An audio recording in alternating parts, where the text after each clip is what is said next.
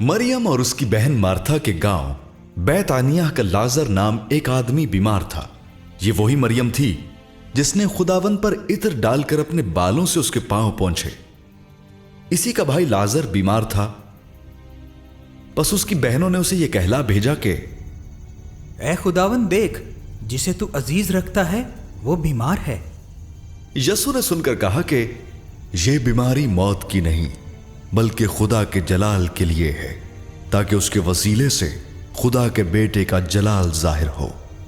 और यसु मार्था और उसकी बहन और लाजर से मोहब्बत रखता था। बस जब उसने सुना कि वो बीमार है तो जिस जगह था वहीं 2 दिन और रहा। फिर उसके बाद शागिर्दों से कहा, आओ फिर यहूदिया को चलें।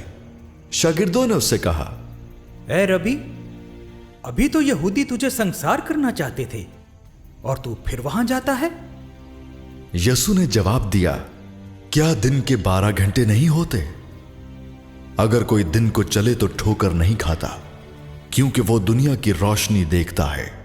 लेकिन अगर कोई रात को चले तो ठोकर खाता है, क्योंकि उसमें रोशनी नहीं। उसने ये बातें कही और उसके बाद उनसे कहने लगा कि हमारा दोस्त लाजर सो गया है, लेकिन मैं उसे जगाने चाहता हूं। बस शागिर्दों ने उससे कहा, ऐ खुदावंद, अगर सो गया है तो बच जाएगा। यसु ने तो उसकी मौत की बाबत कहा था, मगर वो समझे कि आराम की नींद की बाबत कहा। तब यसु ने उनसे साफ कह दिया कि लाजर मर गया और मैं तुम्हारे सबब से खुश हूं कि वहां ना था, ताकि तुम ईमान लाओ।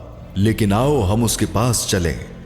बस तोमा ने, जिसे तवाम कहते थे, अपने साथ के शागिर्दों से कहा कि आओ हम भी चलें ताकि उसके साथ मरें। बस यसु को आकर मालूम हुआ कि उसे कब्र में रखे 4 दिन हुए।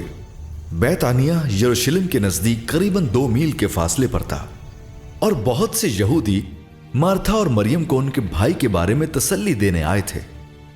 बस मार्था यसु के आने की खबर सुनकर उससे मिलने को गई, लेकिन मरियम घर में बैठी रही। मार्था ने यसु से कहा, ऐ खुदावंद, अगर तू यहां होता तो मेरा भाई ना मरता। और अब भी मैं जानती हूं कि जो कुछ तू खुदा से मांगेगा वो तुझे देगा। यसु ने उससे कहा, तेरा भाई जी उठेगा।